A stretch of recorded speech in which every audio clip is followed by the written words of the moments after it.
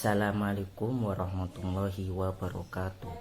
Di sini kami dari kelompok 8 yang terdiri saya sendiri, M. Fatullah, yang kedua saudara Ahdan, yang ketiga saudari Milinia, dan yang keempat saudari Via akan menjelaskan tentang SOP sebagai implementasi penjaminan mutu internal.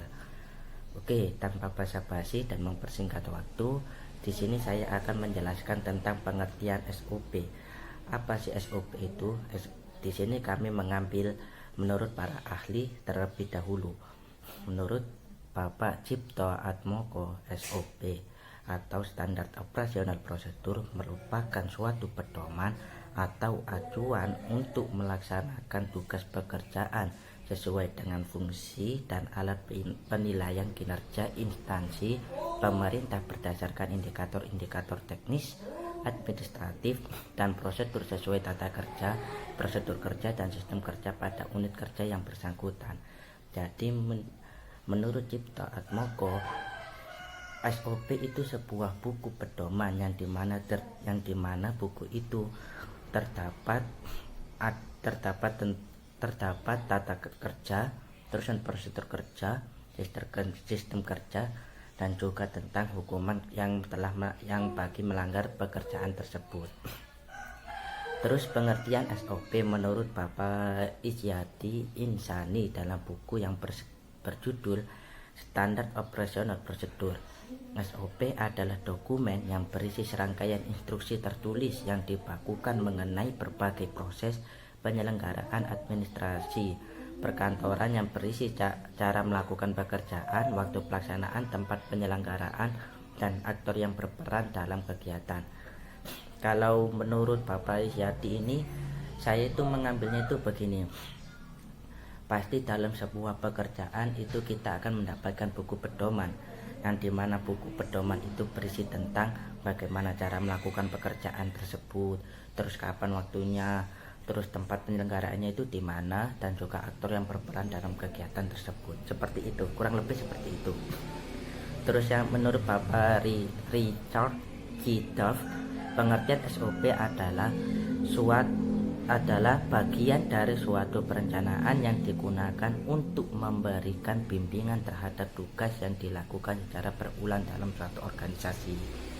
Terus menurut Bapak Mulyana, pengertian SOP adalah suatu standar atau pedoman tertulis sebagai pendorong atau penggerak kelompok untuk mencapai tujuan organisasi.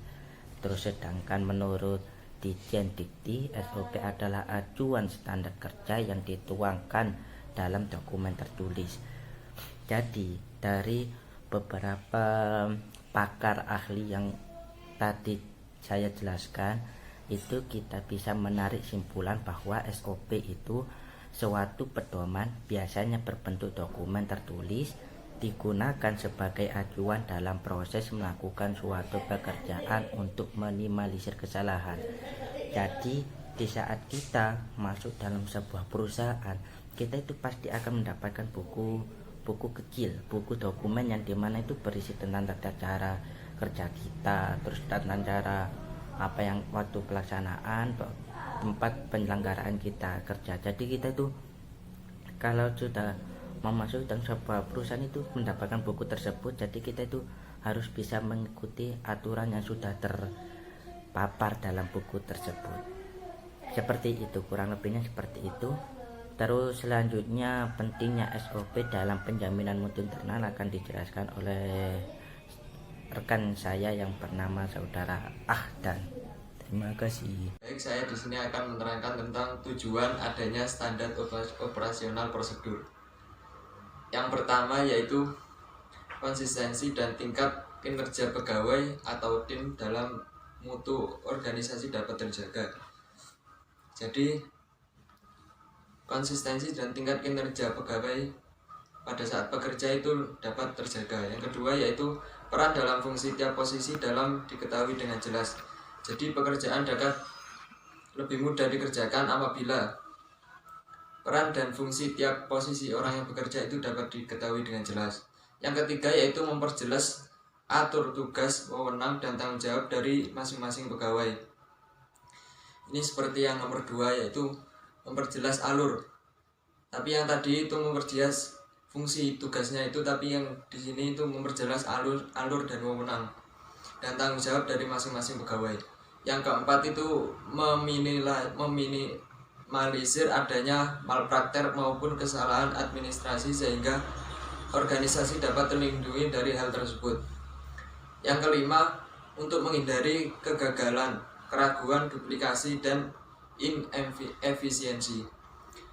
Terus pentingnya SOP dalam penjaminan mutu internal itu yaitu dalam penjaminan mutu internal, SOP ini merupakan implementasi dari sistem penjaminan mutu internal sehingga dalam melaksanakan SOP ini harus dilaksanakan secara serius agar kepuasan pelanggan dan akreditasi lembaga pendidikan ini dapat tercapai dengan baik. Terus adanya SOP ini dapat disimpulkan bahwa pentingnya SOP ini dalam penjaminan mutu internal ini dapat dilihat dari tujuan adanya standar operasional prosedur itu, yaitu kinerja pegawai yang ada di suatu organisasi ini dapat terjaga.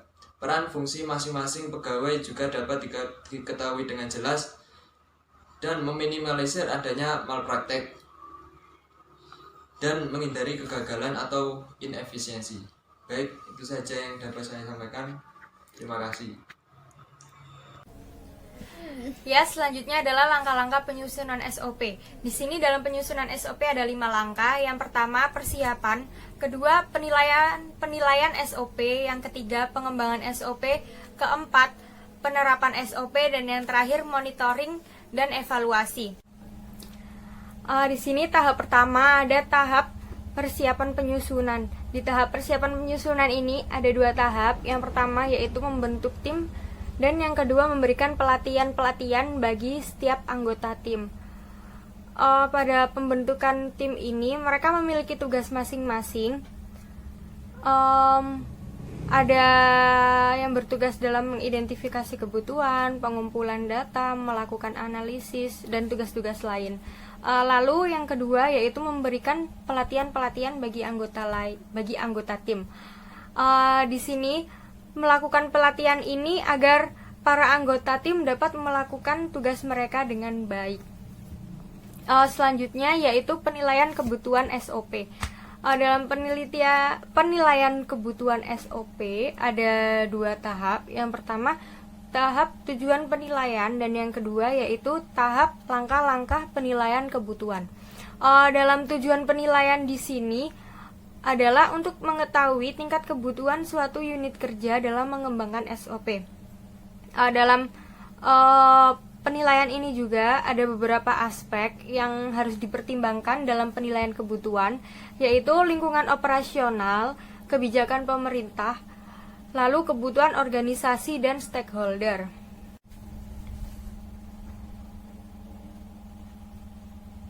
Selanjutnya yaitu langkah-langkah penilaian kebutuhan. Dalam tahap pertama, langkah-langkah ini adalah penyusunan rencana tindak penilaian kebutuhan. Dalam penyusunan rencana ini menggunakan tabel, dan di dalam tabel tersebut ada beberapa kolom yang berisi uraian SOP yang dinilai, lalu output dari SOP yang dinilai atau disusun.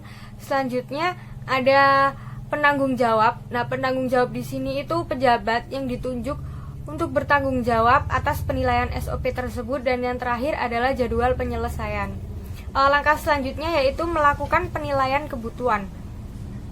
Dalam penilaian kebutuhan ini itu untuk mempermudah penilaian, SOP ini dapat dikelompokkan atas dasar level-level unit kerja pada instansi tersebut.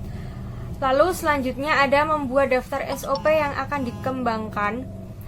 Dalam pengembangan di sini ada beberapa hal yang harus diperhatikan. Yang pertama ada dampak yang akan terjadi, lalu keterkaitan dengan tugas dan fungsi, lalu keterkaitan dengan peraturan perundang-undangan, selanjutnya keterkaitan dengan pelayanan kepada masyarakat atau stakeholders, dan yang terakhir keterkaitan dengan prosedur lain. Dan langkah terakhir di sini ada membuat dokumen penilaian kebutuhan SOP. Dalam dokumen ini itu berisi tentang hasil kesimpulan semua temuan dan rekomendasi yang didapatkan dari penilaian kebutuhan tersebut. Lalu ada penjelasan berbagai prioritas yang harus dilakukan segera dengan mempertimbangkan kemampuan organisasi. Lalu memberikan alasan yang rasional untuk setiap pengembangan, baik penambahan, revisi, penggantian maupun penghapusan berbagai SOP yang telah ada. Selanjutnya yang terakhir yaitu jika belum memiliki SOP, alasan mengapa diperlukan SOP tersebut. Langkah yang ketiga yaitu pengembangan SOP. Nah, dalam pengembangan SOP ini ada beberapa langkah lagi. Langkah yang pertama yaitu pengumpulan informasi dan identifikasi informasi. Jadi kegiatan awal yang dilakukan adalah pengumpulan informasi yang diperlukan untuk menyusun SOP. Nah, setelah dikumpulkan informasi tersebut itu diidentifikasi. Yang kedua yaitu analisis dan pemilihan alternatif. Jadi dalam menentukan alternatif ini harus meliputi beberapa aspek. Aspek yang pertama yaitu kelayakan, implementasi, efisiensi dan efektivitas, berorientasi pada pihak yang dilayani serta kesesuaiannya dengan peraturan perundang-undangan. Dengan membandingkan beberapa alternatif ini tuh kita jadi mengetahui mana alternatif yang bisa ditetapkan. Beberapa alternatif ini tuh kita jadi mengetahui apa saja keuntungan dan kerugian dari masing-masing alternatif tersebut yang sesuai dengan kebutuhan dari organisasi tersebut. Nah, setelah dipilih alternatifnya tadi itu dilakukan proses analisis. Jadi proses analisis ini akan menghasilkan prosedur-prosedur yang telah dipilih, baik berupa penyempurnaan prosedur yang sudah jadi sebelumnya atau pembuatan prosedur yang sudah ada namun belum distandarkan, atau juga bisa membuat prosedur-prosedur yang baru. Kemudian angka yang ketiga yaitu penulisan SOP. Jadi SOP ini minimal memuat uraian prosedur, syarat-syarat kelengkapan dan gambar sehingga mudah dipahami, sehingga SOP tersebut itu mudah dipahami. Selanjutnya yaitu pengintegrasian SOP. Jadi SOP yang sudah disusun itu perlu diintegrasikan ke dalam sebuah dokumen yang nantinya akan menjadi panduan dalam pelaksanaan prosedur-prosedur pelaksanaan tugas pokok dan fungsi ataupun penyelenggaraan pelayanan. Kemudian setelah diintegrasikan, SOP tersebut itu dilakukan pengujian dan review SOP. Nah, setelah dilakukan pengujian dan review SOP tersebut itu disahkan. SOP yang akan disahkan harus memuat ringkasan untuk membantu pimpinan memahami hasil rumusan sebelum melakukan pengesahan. Bukan pengujian dan review SOP ini tuh langsung disahkan. Jadi proses pengesahan ini merupakan tindakan pengambilan keputusan oleh pimpinan meliputi penelitian dan evaluasi terhadap prosedur yang distandarkan agar diperoleh SOP yang benar-benar efisien dan efektif untuk diterapkan di organisasi tersebut. Kemudian langkah keempat dalam penyusunan SOP ini yaitu penerapan SOP itu sendiri. Jadi penerapan SOP ini adalah langkah kelanjutan setelah pengesahan SOP oleh pimpinan. Di dalam proses penerapan SOP ini harus bisa memastikan bahwa output yang diharapkan dapat diwujudkan. Langkah yang terakhir dalam penyusunan SOP ini yaitu monitoring dan evaluasi penerapan SOP itu sendiri. Di pelaksanaan penerapan SOP ini harus terus-menerus dipantau sehingga proses penerapannya dapat berjalan dengan baik dan dapat dievaluasi sehingga penyempurnaan terhadap SOP ini itu dapat dilakukan secara cepat, tepat, dan sesuai dengan kebutuhan. Jadi dapat disimpulkan bahwa langkah-langkah penyusunan SOP ini dilakukan dengan cara yang pertama yaitu persiapan penyusunan SOP yang meliputi membentuk tim dan kelengkapannya, kemudian memberikan pelatihan-pelatihan bagi anggota tim. Kemudian langkah yang kedua yaitu penilaian kebutuhan SOP, langkah ketiga yaitu pengembangan SOP, langkah keempat penerapan SOP itu sendiri, dan langkah yang terakhir yaitu monitoring dan evaluasi penerapan SOP. Sekian penjelasan materi SOP sebagai implementasi penjaminan mutu internal. Kurang lebihnya kami mohon maaf yang sebesar-besarnya. Wassalamualaikum warahmatullahi wabarakatuh.